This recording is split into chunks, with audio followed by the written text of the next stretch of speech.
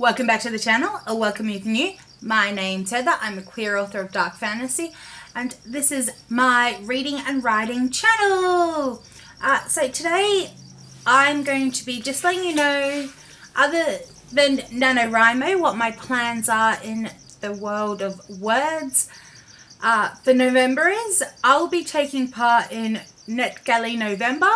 It is a readathon that goes for the whole month of November that was created by 4 Paws and a Book, and they've also got 3 other co-hosts. I'll link their announcement video down in the description box for you, and the idea is just to get your NetGalley rating up and read and review books that you have been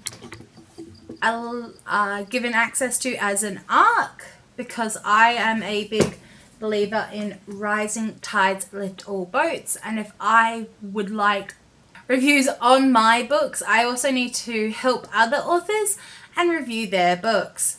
So there are a bunch of challenges in the form of a bingo board that I have yet to try and get hold of.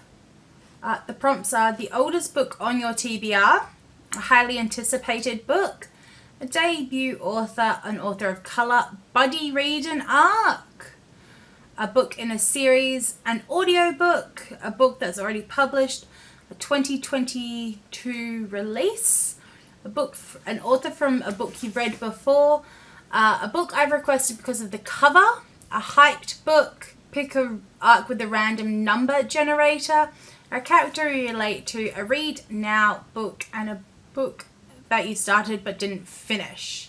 All the prompts, I will also link those down in the comments for you, down in the description.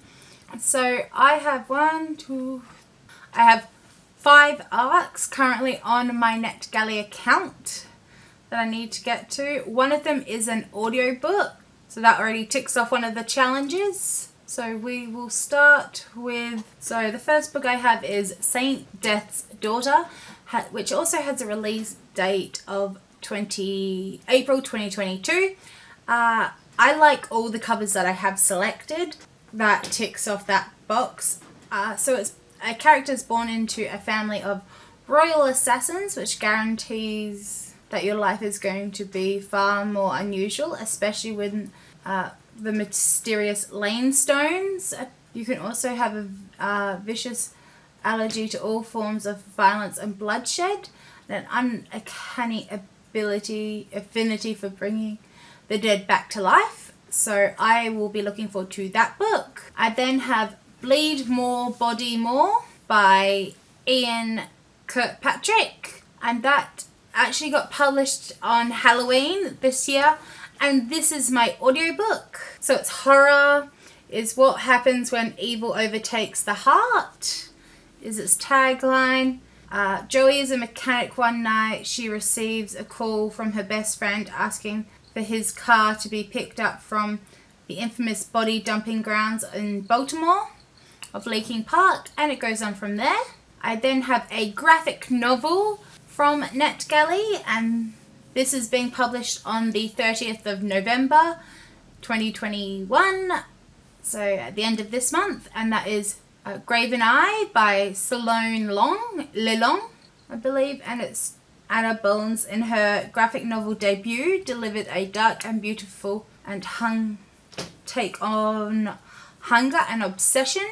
What if the haunted house was not the horror, but it was the people that were dwell within it? So Isla lives along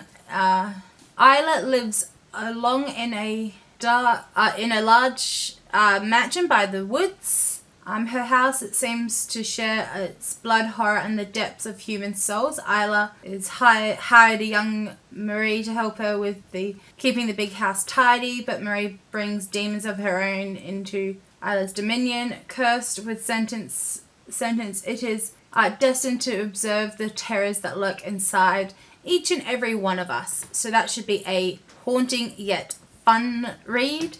I then have one of my favorite authors. I was so excited when I was actually approved for this ARC, and that is Shauna Maguire's next installment in the Wayward Children series, which is where the drowned girls go. So this actually takes you to a different school than Eleanor Westwood's Home for Wayward Children. We actually get to go to the Whitethorn Institute. And this is more on sort of a students at an anti-magic school rebel against its oppressive faculty. So it's, I think, a bit more dictatorial and about deprogramming. But so excited, and I know the release date for that always, these books is always the first week in January of the new year. So I am going to be so excited about this book. And the final one, and it was just the tagline I've heard that attracted me, and that is Star Eater. I did start it and then put it back down, and that is by Kirsten Hill. All I have heard is that it is cannibalistic nuns, and I was just like, bing, interesting. So a character will avoid pregnancy, even if it kills her, or either way it will kill her. She able to stomach the gruesome day-to-day duties that the reality of the Sisterhood of the Asylum, which is an ancient bloodline, horrifies.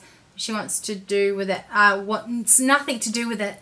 I would love to hear if any of those interested you as books. Also, what books are you reading for November? Or if you're not feeling chatty, please just leave me a crown emoji in the comments down below, and I will keep you updated on my NaNoWriMo journey. I'm doing weekly vlogs, so I will let you know how they're going. So please think about hitting that subscribe button, because I will be posting a video a week, and I am also hosting one live stream a week during November, just to get those words up. And also I will be updating you through my vlogs and live streams on how this is all going. So I hope that we can use our voices to promote positive change in the world. Thank you and goodbye.